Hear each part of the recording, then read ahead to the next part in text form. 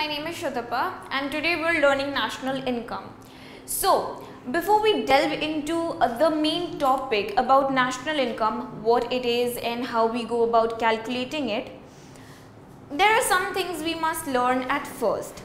मतलब national income के pre text में हमें कुछ चीज़ें पहले सीखनी है ताकि हम नेशनल इनकम जो है वो बेटर अकाउंट कर सके और हम समझ जाए कि वो चीज़ है क्या. Okay, so the first concept that we're going to learn is the concept of final and intermediate goods. अब फाइनल और इंटरमीडिएट गुड क्या होता है? सीधे सीधे शब्दों में फाइनल गुड वो होता है जो पब्लिक कंज्यूम करती है, right, like food let's say और क्लोथ्स, राइट. ये चीज़ें हम यूज़ करते हैं अपनी डे टू डे एक्टिविटीज़ में. अब इंटरमीडिएट गुड क्या होता है? इंटरमीडिएट गुड वो सारी चीज़ों को कहा जाता है जो हम दूसरे गुड्स के प्रोडक्शन के लिए यूज़ करते हैं, राइट. लाइक सपोज हमने एक गुड बनाया, हम उसको यूज़ करके एक और कमोडिटी प्रोड्यूस कर रहे हैं. लाइक लेट्स से machines help us in producing a different commodity, right. तो वो एक इंटरमीडिएट गुड है. या let's say a raw material. Like, I'll give you an example over here. Our example is the production of wheat, flour and bread. अब ये चीज़ें interrelated है, okay? Because हम कोई भी चीज़ उसके raw material के बिना नहीं बना सकते. So let's look at it this way. Suppose we have a farmer in our economy जो wheat उगाता है, गेहूं की खेती करता है, okay? So the farmer produces wheat and he sells it to let's say a miller, okay? तो एक फार्मर ने वीट प्रोड्यूस किया, उसने एक मिलर को बेच दिया. Okay, so the miller takes the wheat and he produces flour out of it. Flour as an atta. उसने फ्लावर प्रोड्यूस किया. ऑलराइट, उसके बाद एक फैक्ट्री उस फ्लावर को खरीदती है, उससे ब्रेड प्रोड्यूस करती है. So these things go about in this order. इसमें वीट जो है हमारे फार्मर का फाइनल आउटपुट था, बट जिस टाइम इस मिलर ने उसको खरीद लिया वो फ्लावर मिलर का इंटरमीडिएट गुड हो गया और ये जो फ्लावर उसने बनाया वो उसका फाइनल आउटपुट हो गया. अगेन गोइंग फर्दर, यहाँ पे एक फैक्ट्री जो ब्रेड बनाती है उसने ये फ्लावर परचेज किया. सो ये फ्लावर उस फैक्ट्री का इंटरमीडिएट गुड हो गया और इसका जो ब्रेड प्रोडक्शन होगा वो उसका फाइनल आउटपुट होगा. Let's understand this concept with a bit of clarification. See, मेरे पास यहाँ पे एक प्रोडक्शन बाउंड्री है. प्रोडक्शन बाउंड्री क्या होता है? प्रोडक्शन बाउंड्री एक ऐसा बाउंड्री है जिसके अंदर मेरी इकोनॉमी के सारे प्रोड्यूसिंग एंटरप्राइजेस जो है वो काम कर रहे हैं. मतलब हम जो भी प्रोडक्शन कर रहे हैं वो प्रोडक्शन बाउंड्री के अंदर होता है. मेरे पास यहाँ पे प्रोडक्शन बाउंड्री में 3 फर्म्स है या प्रोड्यूसिंग एंटरप्राइजेस है. According to our example, let's say the first one be the farmer, right? ये किसान है, इसने मैंने जैसे बताया था इसने wheat प्रोड्यूस किया था. So the farmer produces wheat. Very well. इसके बाद farmer क्या करेगा? Farmer इसको किसी को बेच देगा ताकि वो further production carry कर सके. अब farmer ने ये the farmer has sold this to the miller. ये हमारा सेकेंड प्रोड्यूसिंग एंटरप्राइज है. ये मिलर इस वीट को लेके फ्लावर बनाएगा. इसने आटे की खेती की थी, इसने वो खरीद के गेहूं की खेती की थी, इसने उसको खरीद के आटा बनाया. Great. Then we have the third producing enterprise which is a factory. Now the miller has sold his flour और the atta to the factory. The factory purchases that flour and makes bread out of it. So this is how the production goes about in the economy. It is a continuous process, right? This boundary that we have here is the production boundary. Since सारे producing enterprises इसके अंदर काम कर रहे हैं, सारा production इसके अंदर चल रहा है. Now this is our final output जो bread बन के आ रहा है. अब हम इसका क्या करेंगे? Now the production is complete. हम ब्रेड को किसी और तरह मॉडिफाई नहीं कर सकते, उसको किसी का इंटरमीडिएट गुड नहीं बना सकते, तो ये आ जाएगा डायरेक्ट मार्केट सप्लाई में. मतलब जब एक गुड मार्केट सप्लाई पे आती है उसका क्या होता है? कंज्यूमर्स जो है वो उसको परचेज करते हैं, फिर उसको यूज करते हैं for consumption. So this bread is what gets consumed by the public. So this is our final output here. Okay, so now that we have understood कि फाइनल गुड क्या होता है और इंटरमीडिएट गुड क्या होता है, these are the points of classification between the two. मतलब how does intermediate good vary from final good. दोनों तो कमोडिटीज ही हैं, दोनों यूज होते हैं प्रोडक्शन में, but there are a lot of ways in which we can classify the two of them. The first being the definition. Okay, so definition wise final good क्या होता है? A final good is a good that is ready for consumption by the public and which satisfied individual and collective human wants. So it satisfies human wants. ये final good का एक बहुत ही important characteristic है, because intermediate good is not able to do that. Intermediate good does not get consumed by the public. It does not satisfy human wants because it is not a part of the market supply, right? So the next point of classification is the production boundary. जो boundary हमने देखा था जिसके अंदर production process operate हो रहा था, according to that final goods are outside the production boundary. They are no more a part of the production process, whereas intermediate goods continue to operate within the production boundary. उनको हम further processing कर रहे हैं, right? उनको use करके फिर से कुछ बना रहे हैं. So it is that is what makes it an intermediate good. So वो प्रोडक्शन बाउंड्री के अंदर रहता है. जब एक गुड फाइनल गुड में कन्वर्ट हो जाता है, जैसे कि हमारे एग्जाम्पल में ब्रेड था, हमने उसको मार्केट सप्लाई में डाल दिया था, it is no longer a part of production boundary. Going further, हमारा थर्ड पॉइंट ऑफ क्लासिफिकेशन ये है कि इंटरमीडिएट गुड्स जो है उन्हें फर्दर ट्रांसफॉर्म किया जाता है. Like in our example back there, हमने क्या किया था, हमने पहले वीट लिया था, उसको फर्दर ट्रांसफॉर्म किया हमने फ्लावर में, राइट? आटा में उसको कन्वर्ट कर दिया हमने गेहूं को.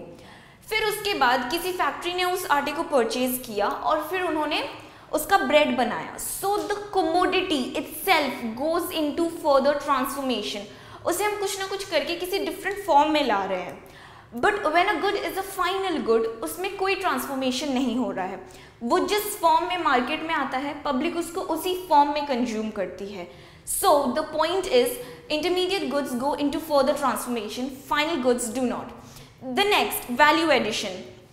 लेट अस से जिस फार्मर ने वीट का प्रोडक्शन किया था, उन्होंने मिलर को वो पूरा वीट 100 रुपीज़ में बेचा था. Okay, so the value of the wheat is 100 rupees, right? अब मिलर क्या करेगा, उसको कन्वर्ट करेगा फ्लावर में, so that he can sell it to the factory. अब वो जब कन्वर्ट कर रहा है, he is operating on it, वो कुछ कर रहा है उसके ऊपर, वो अपनी मशीन्स यूज़ कर रहा है, अपना मिल यूज़ कर रहा है. अब वो डेफिनेटली उसी प्राइस में उसको फैक्ट्री में नहीं बेचेगा. Suppose the miller sells the entire converted flour to the factory in like say 200 rupees. तो जो वीट उसने खरीदा था वो 100 का था, जो फ्लावर वो बेच रहा है वो 200 का है. He increases the value of the same product by transforming it into something else, right? So the product gets value. More value is added to the product. That is a characteristic of the intermediate good. But when a good is a final good, it does not get any further value addition. वो factory से जिस form में निकला है उसी form में market में जा रहा है, उसी फॉर्म में लोग उसको खरीद रहे हैं, तो प्राइस भी उसका सेम रहेगा, which is decided by market forces of demand and supply. उसमें कोई फर्दर वैल्यू एडिशन नहीं होगा. The last point of difference is a basic one.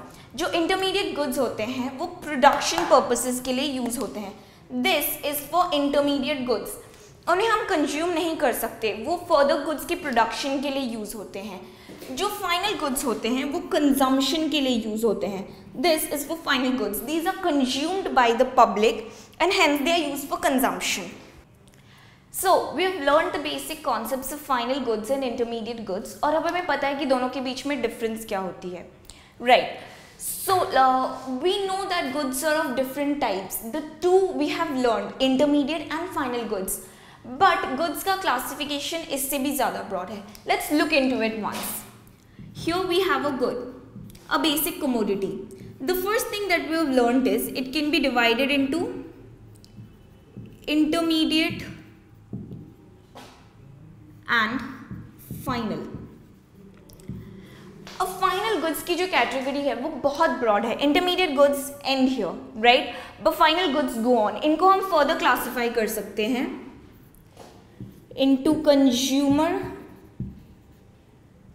And capital goods. अब कंज्यूमर और कैपिटल गुड्स क्या होती है? So we are producing a good, a final good. हम इसको मार्केट में डालेंगे, हम इसको कंज्यूम करेंगे, right. That's what the basic thing about a final good is. But there are some goods that are consumed by the public and there are some goods which are let's say used for further production of commodities. But let's not confuse this with intermediate goods. ये final good नहीं है, ये production में help करता है, ये final good है. Y? Once you're using an intermediate good for further production of any commodity, तुम इसको एक बार यूज कर रहे हो, ये खत्म हो जाएगा. Like you're using wheat once to create flour, the wheat is exhausted. उसके बाद तुम उस चीज को किसी और चीज के लिए यूज नहीं कर पाओगे. Capital goods. Okay, so let's write an example of this here as wheat. Capital goods क्या होती है? Capital goods वो goods होती हैं, इनका basic characteristic है they are durable. These are non-durable. Okay, these are durable. तुम इसको production के लिए बार बार use कर सकते हो. Let's give examples here of buildings or let's say machines. These goods like all other final goods, ये एक बार प्रोड्यूस होते हैं, फिर मार्केट सप्लाई में आते हैं, फिर पब्लिक इनको खरीदती है. बट ये एक बार किसी और प्रोडक्शन के लिए यूज होके एग्जॉस्ट नहीं हो जाते हैं, ये रिपीटेड साइकिल्स ऑफ प्रोडक्शन में यूज होते हैं. Let's note down this term here, repeated cycles of production. Now let's talk further about consumer goods. We can divide consumer goods into consumer durables and consumer non-durables. Okay, so let's talk about the durability of a product. एक good जो बहुत जल्दी exhaust हो जाती है, बहुत जल्दी खराब हो जाती है, तुम उसको बहुत दिन तक यूज नहीं कर सकते, दैट्स अ नॉन ड्यूरेबल. एक गुड जो तुम सालों तक यूज कर सकते हो, इट वोंट गेट वेस्टेड और एग्जॉस्टेड और खराब नहीं हो जाएगा वो सामान, उसको ड्यूरेबल कहते हैं. Like let's say we have TVs in our home, we have fridge in our home. These are all consumer products. They belong to the consumer durables category because we keep on using them year after year. They don't get wasted. About consumer non-durables, let's say food here. You're purchasing food. It's a consumer product. But तुम उसको सालों तक use नहीं कर सकते. एक point आएगा जब वो खराब हो जाएगा. वैसे तो खैर ये भी खराब हो सकता है एक पॉइंट पे, but that's a different case. This might be accidental damage, right, or wear and tear. This gets exhausted pretty quickly. तुम खाने का सामान रख दो, वो बहुत जल्दी खराब हो जाएगा. That's why it belongs to the non-durable category. So here we have consumer goods divided into consumer durables, consumer non-durables. Consumer goods is further a part of final goods, whose second classification is capital goods. Now let's talk about capital goods. These, like we mentioned earlier, are goods that get used in repeated cycles of production for further production of other commodities. So we have the example buildings, machines, etc. here. Now there is an interesting concept associated with capital goods. ये use तो होते हैं, ये durable भी है, just like our consumer durable goods. But something happens to these goods when you're using them year after year. Like तुम उसको use किए जा रहे हो, so it will start depreciating its value. उसका वैल्यू कम होते रहेगा. Okay, or maybe let's say उस गुड का डिमांड चेंज हो गया. You're using a building or a machine for many years for carrying out your production process. अब वो machine एक टाइम पे बुरा काम करने लगेगी, उसके बाद उसका वैल्यू खत्म हो जाएगा, वो काम नहीं कर पाएगी. That concept is called depreciating of value.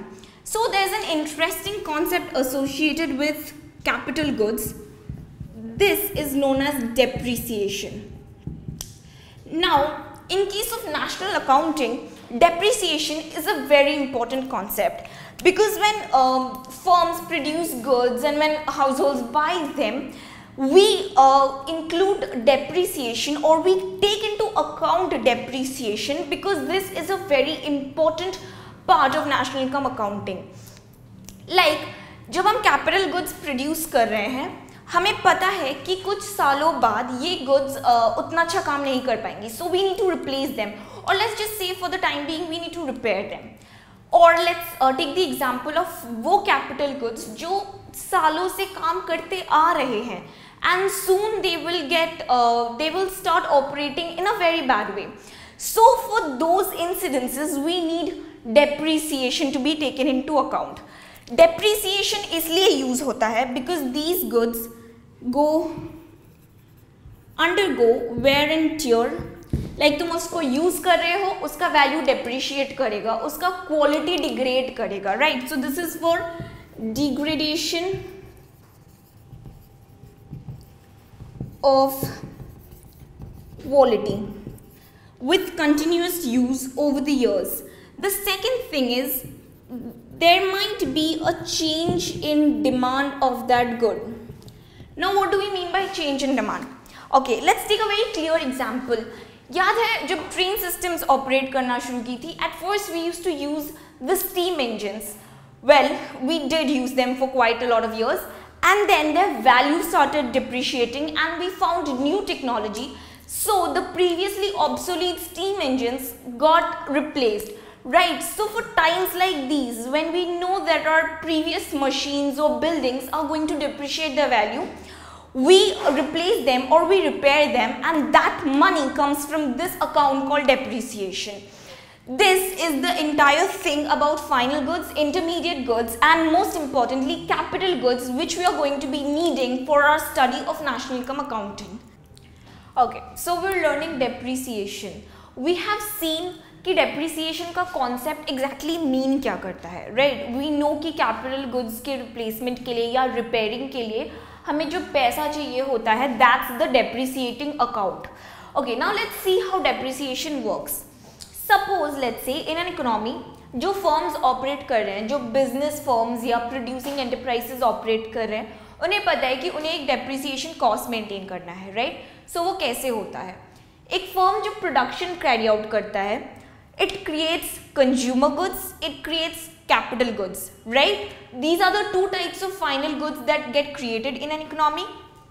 So अब जो capital goods एक फर्म यूज कर रही है, उसमें से थोड़ा सा capital good इस चीज के लिए भी यूज होता है कि पिछले जो भी हम कैपिटल गुड्स यूज कर रहे हैं, जिनका वैल्यू अब तक थोड़ा बहुत डेप्रिशिएट कर चुका होगा, या पूरी तरह से ऑब्सोलीट हो गया होगा, या पूरी तरह से खराब हो गया होगा, हमें उन चीज का रिपेयरिंग करना है, उनका रिप्लेसमेंट करना है. So some of that amount of capital goods depreciation के लिए यूज किया जाता है. सो let us say that we have investment going on in an economy. अब डेप्रिसिएशन कैसे आता है? Out of the total investment that has been created in the economy, let's call that gross investment for now. अब gross investment क्या होता है? पूरे economy में जितना भी इन्वेस्टमेंट प्रोसीजर ऑपरेट हुआ है, जितना भी इन्वेस्टमेंट किया गया है for producing capital goods for what ever, that's called gross investment. Gross is all inclusive, ये सब कुछ इंक्लूड करके है, right? So that's gross investment minus, let's say, net investment. और हम gross investment से depreciation अगर हटा दें, like we're taking out some part of investment for carrying out future production procedures, we're taking out some part of investment for what we have here, depreciation. So जब हम कुछ investment इसके लिए use कर रहे हैं कि हम डेप्रिसिएशन पे लगा सके, that gives us the figure net investment. मतलब इन दोनों का difference is what we have here as depreciation. So depreciation is basically gross investment minus net investment. मतलब कोई भी ग्रॉस वैल्यू से हम डेप्रिसिएशन हटा देते हैं, तो the figure that we have here is net investment. Okay, learning the concept of depreciation and final intermediate goods, there is one more thing that we need to learn before we proceed into national income accounting. That's the concept of economic territory. अब economic territory क्या होता है? We've learnt in pol science or let's say geography कि हमारा एक territorial boundary है, we're all citizens of that territory or which we call country or nation. But economic territory has a much wider value than the domestic territory or the country or nation concepts जो हम अब तक पढ़ते आए हैं geography में या pol science में, civics में, जो भी है. What is economic territory? Economic territory वो area है, let's say वो एरिया है जहां पे goods, capital and people circulate freely. मतलब लेट्स से कि ये हमारा डोमेन है, हम इसमें गुड्स ऑपरेट कर सकते हैं, capital, people, like let's say people can move in and out of these places, let's say capital can flow in and out of these places. जहाँ पे ये तीनों चीज़ें freely move कर रही है, freely circulate कर रही है, freely production में use हो रही है, that becomes part of our economic territory. Now as I said earlier, economic territory का जो implication है या उसका जो domain है वो domestic territory से बहुत बड़ा होता है. It is not just our landscape. It includes our political boundaries, it includes our territorial waters, it includes a lot of other things. For a brief description on whatever is a part of economic territory, you should consult the notes because that has listed whatever is inclusive of economic territory. Now, there's one part of economic territory that we need to learn about in details. That is embassies. So we know basically what embassies are, right? Like let's say in India we have embassies of various other countries. Let's say Qatar or let's say whatever country you can name. We have embassies over here.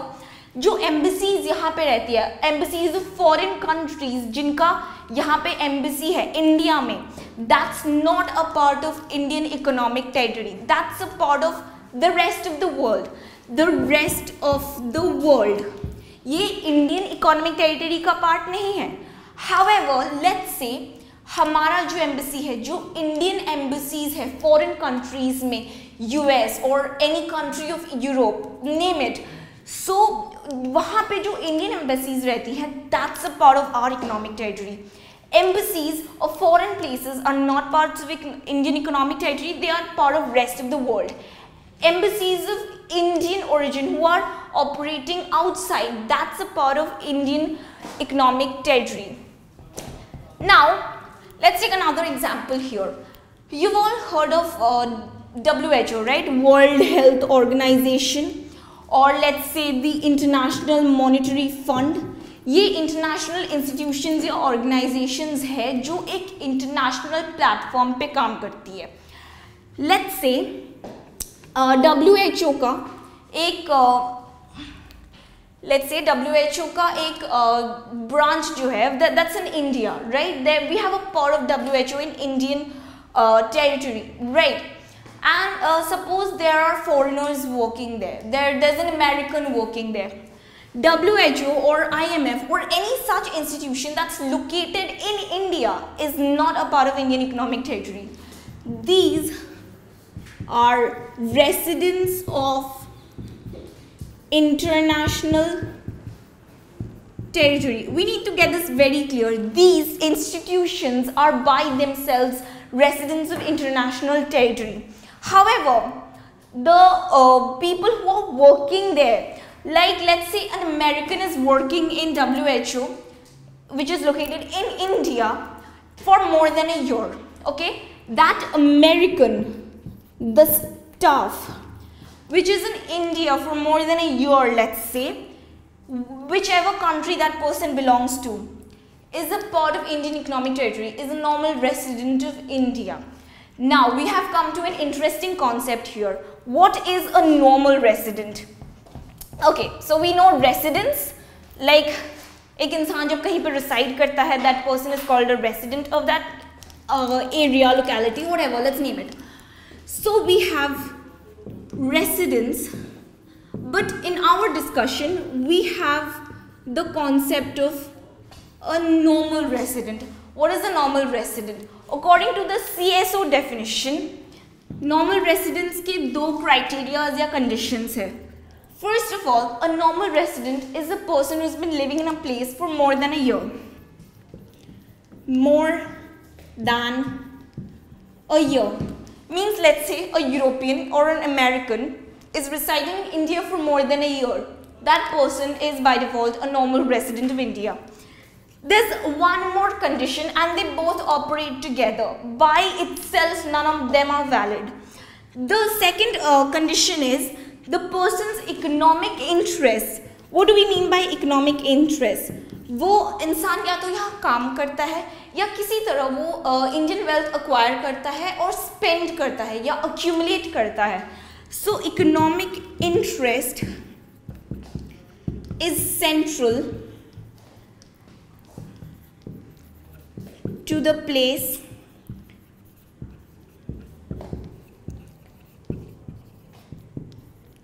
where they reside. Okay, so like I said, suppose a European or an American in living in India for more than a year and their economic interests like earnings, spending, accumulation of wealth, all these things that basically included in economic interest, these are central to India. वो Indian currency में वो इंसान कमा रहा है, वो India के ही market में उस पैसे का यूटिलाइजेशन करके गुड्स या सर्विसेज परचेज कर रहा है, उसका इकोनॉमिक इंटरेस्ट इसी जगह पे है. That person will said to be and that person is said to be a normal resident of that place where they are living for more than a year, having economic interest in that place. Okay, so in our discussion of a normal resident, what precedes is normal residents में क्या क्या include कर सकते हैं हम. So we're talking about the components of normal residents. हमें पता है कि नॉर्मल रेसिडेंट्स वो होते हैं जो एक प्लेस में मोर देन अ ईयर रह रहे हैं, एक साल से ज़्यादा एटलीस्ट रह रहे हैं और उनका इकोनॉमिक इंटरेस्ट उसी जगह पे सेंटर्ड है, राइट. वो उसी जगह का करेंसी जो है वो अर्न कर रहे हैं, उसी जगह पे स्पेंड कर रहे हैं for at least a year, right. That's a normal resident. अब speaking of the components of a normal resident, it includes first of all both individuals and institutions. मतलब ऐसा नहीं है कि सिर्फ इंसान ही नॉर्मल रेसिडेंस का पार्ट हो सकते हैं. Let us assume there is a multinational corporation. Okay, I am giving an example here of an institution, a multinational corporation, an MNC. एक इंडियन मल्टीनेशनल कॉर्पोरेशन है जो अब्रॉड में, जिसका कोई ब्रांच अब्रॉड में लोकेटेड है. Okay, so that becomes the normal resident of that place because उसी जगह में वो centered है, उसी जगह पे located है, and that is earning in spending in their currency. It becomes a normal resident of that place. So individuals and institutions are both part of normal resident. The second component of normal resident is both citizens and non-citizens. मतलब the basic point is एक इंसान एक जगह का citizen है does not imply that person is a normal resident of that place. Let us take the example of an American who is working in India. That person is by birth American. That person has American citizenship, but that person is staying in India for more than a year and that person is working in India. That person becomes a normal resident of India. He does not necessarily become a citizen of India. This introduces us to the interesting concept of citizenship. What does citizenship imply? तुम एक जगह पे पैदा हुए हो, तुम उसी जगह में बड़े हो रहे हो, you have, your parents are from that place, you get citizenship of that place. I'm an Indian by birth, I get citizenship of India. But अगर मैं अब्रॉड जाती हूँ, वहाँ पे काम करती हूँ for more than a year, I become a normal resident of that place. I do not necessarily become a citizen of that place. So that implies basically that a normal resident does not necessarily have to be a citizen, or even a citizen does not necessarily have to be a normal resident. I'll tell you how. There's an Indian who has Indian citizenship. That person is staying abroad, working abroad for more than a year. That person is a normal resident of that country where they are staying. They are not a normal resident of India. That's what we call the non-residential Indians. That person has Indian citizenship, but that person is a normal resident of wherever they are staying and working. This differentiates normal residentship and citizenship. They are not necessarily equivalent. Alright, having studied economic territory, normal resident, the next thing that we should learn about is the net factor income from abroad.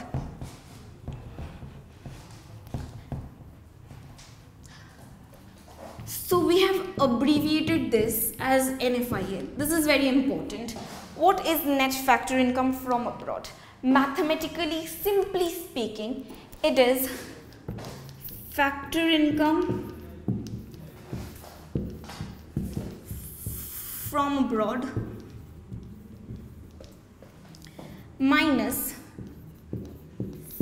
factor income to abroad. Okay, what does this mean? Well, we have normal residents, okay? We have normal residents working for the country in various places.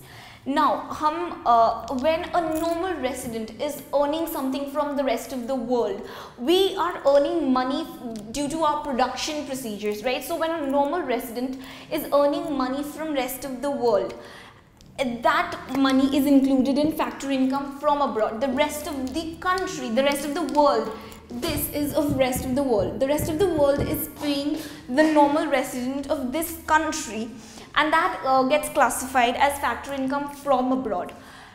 In response to this, when we are paying something to the rest of the world for their production activities, we are paying them. That becomes factor income to abroad. Abroad means the rest of the entire world, excepting the country in question, जिसके बारे में हम बात कर रहे हैं, जिस country के ऊपर हमारा economic interest focused है, वो छोड़ के rest of the world जो पूरा है, जिसको उसको हम जो पैसा दे रहे हैं, that's a factor income to abroad, right? So mathematically speaking, NFIA is factor income from abroad of minus factor income to abroad. In one other definition, we can say it is the money received by rendering factor services to abroad minus the money received, the money paid to abroad because of their factor services. Okay.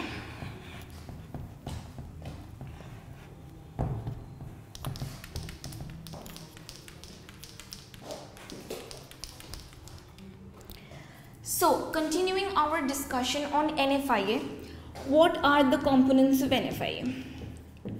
The components, as we have just studied, is this factor income minus abroad, factor income from abroad minus factor income to abroad.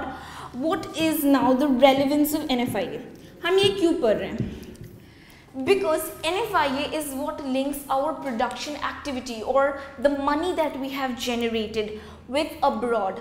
हम एक economy में काम कर रहे हैं, वो economy सिर्फ हमारी पॉलिटिकल बाउंड्रीज तक लिमिटेड नहीं है, वो उसके बियॉन्ड जाता है. हम अब्रॉड में भी अपनी प्रोडक्शन एंटरप्राइजेस ऑपरेट करते हैं, हमें पैसा अब्रॉड से भी आता है फॉर प्रोडक्शन ऑपरेशंस. हम अब्रॉड को पैसा देते भी हैं. So whatever production is going on is not just centric to our political boundaries. We are linked to the rest of the world because of a lot of things, trade, export, many things. NFIA is what links us to them. We have studied the concept of domestic income and national income. Well, what is domestic income? So, we know what our economic territory is, we know our political boundaries. उसी political boundary में हम जो revenue generate कर रहे हैं because of our production activities, जो भी income आ रही है दैट्स डोमेस्टिक इनकम. जो नेशनल इनकम है that takes into account our production enterprises everywhere situated abroad. So basically domestic income plus NFIA is what gives us the national income. Now this is a very vague way to understand this, so let's broaden our understanding of income and how they are generated. In previous classes you might have studied something called GDP, right? So what is GDP? GDP is जब हम production carry out कर रहे हैं हमें उससे पैसा आ रहा है, right? So whatever money is generated from production, because inside the economic territory, inside the political boundary, that is GDP, right? Now how do we categorize, how do we transform GDP into domestic income and national income? For that we need to study MP and FC. This is market price, this is factor cost. Now what is MP and FC and what do we do with it? Let's say a firm is producing a good, okay, एक good का production हो रहा है. What are the things that we need for production? We need land, we need labor, we need capital, and last but not the least we need entrepreneurship. Alright, so these are the things that we need for carrying out any sort of production process.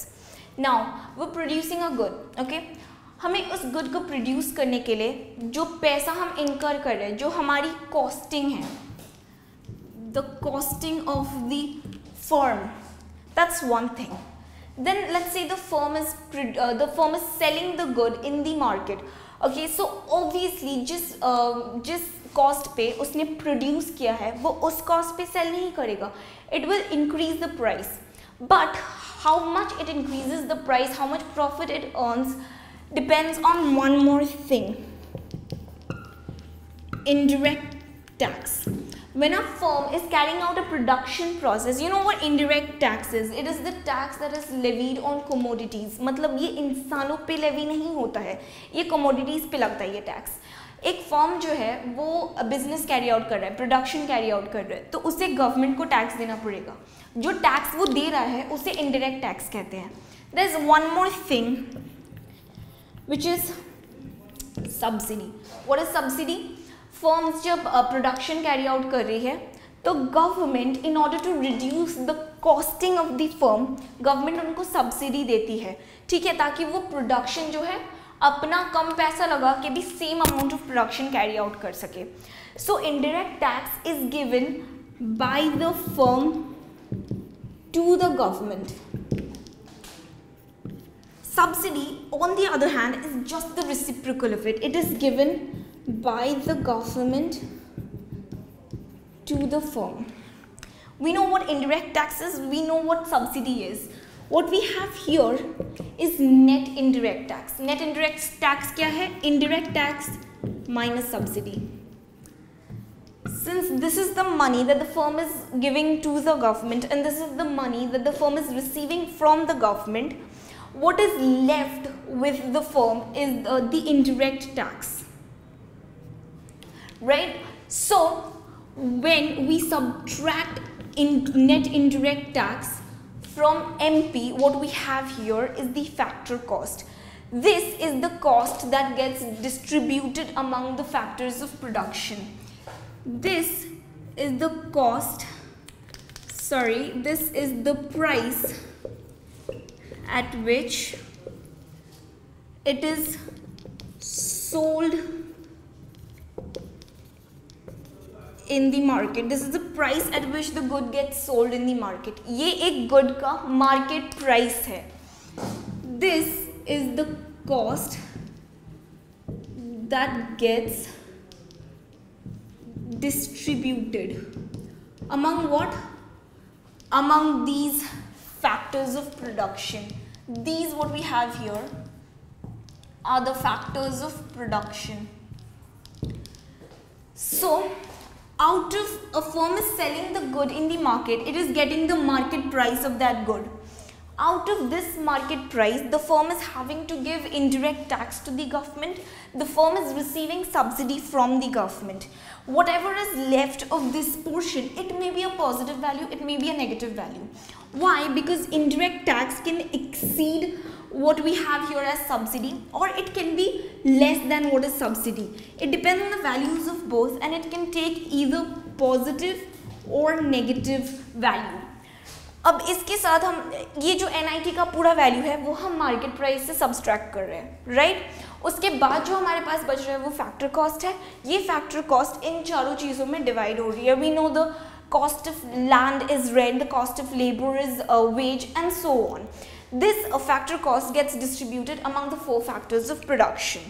Alright, so now that we know what market price and factor cost mean, here is an important note. Income, any income variable is always measured at factor cost. Why? Why does this happen? जैसा कि हमने देखा था, factor cost वो cost था जो factors of production में distribute हुआ था, right? Like I said, the land got rent, the labor got wage, and you know how the rest of the things run. So factor cost वो cost था जो इन लोगों में डिस्ट्रीब्यूट हुआ था, right? The thing is, rent is basically the income of land, wage is basically the income of labour. So the income is always measured at factor cost, and that basically implies that national income or domestic income are also measured at factor cost. So we were doing GDP. Now let's come back to what GDP is. We know कि हमारे political boundaries के अंदर production carry out होता है, and we're not bringing NFIA or the abroad incomes right now.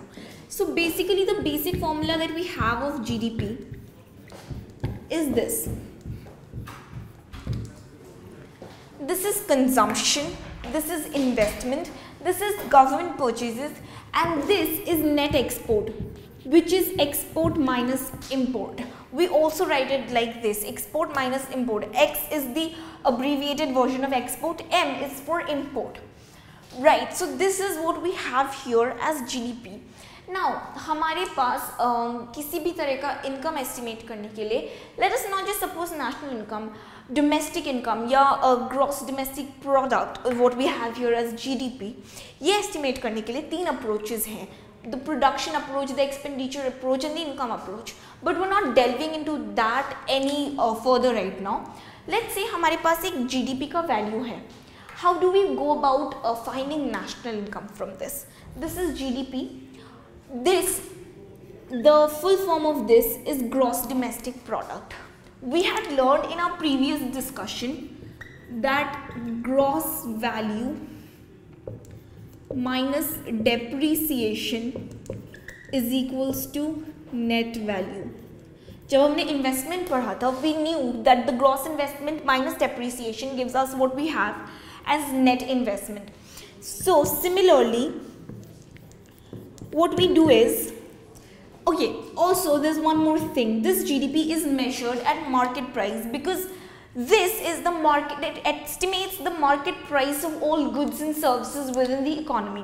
So the GDP that we have in the basic form is GDP at MP. Now we're subtracting our depreciation value from GDP at MP. This gives us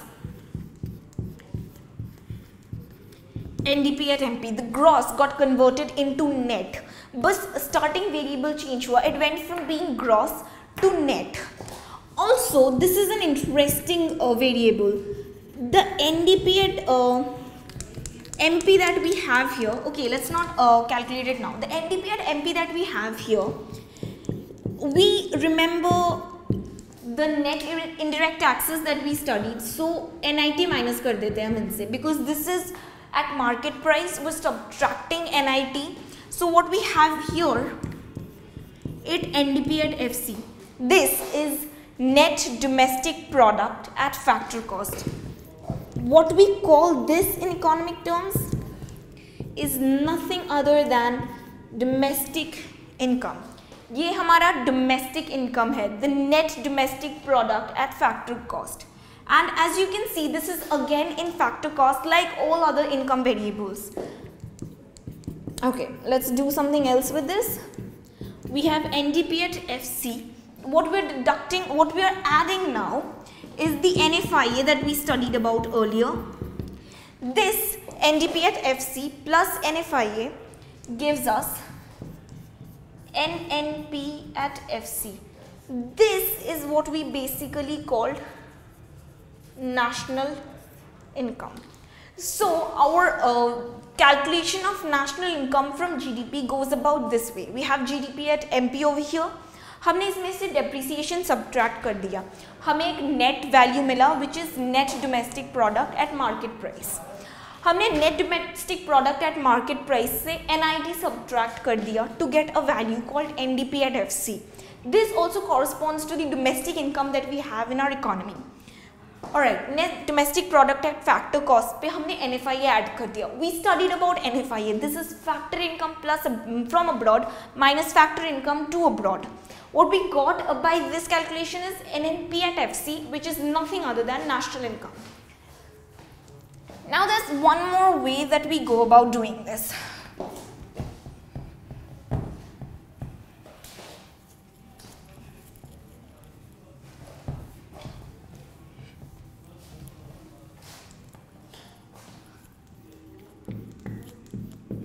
Let's say we have GDP at MP again over here. This is just to show you कि अगर एक variable तुम्हें दिया हुआ रहेगा तो how do you go about calculating national income from that given variable. What we're doing with this is not the previous thing that we did. What we're doing this time, let's say we are subtracting or we are adding NFIA to this thing. NFIA से क्या होता है, domestic जो भी है वो national में convert हो जाता है. सो NFIA is basically the difference between domestic income and national income. So domestic income plus NFIA will give us the national income. Now this is a very important thing that everybody must remember in national income accounting. So what we have here with NFIA is GNP at MP. Now, we've done GNP at MP. Let's now subtract depreciation from this. So we get NNP at MP. Again, when we have NNP at MP, let's subtract NIT from this and we get NNP at FC. This is also the national income. So basically the point is, अगर हमारे पास कोई भी variable दिया रहे, we can always calculate, transform each other and calculate the national income from any given variable. This is the basic form, this is the final form. We can always twist and turn them into each other given these variables, these components, and we can calculate the value of national income from the given components.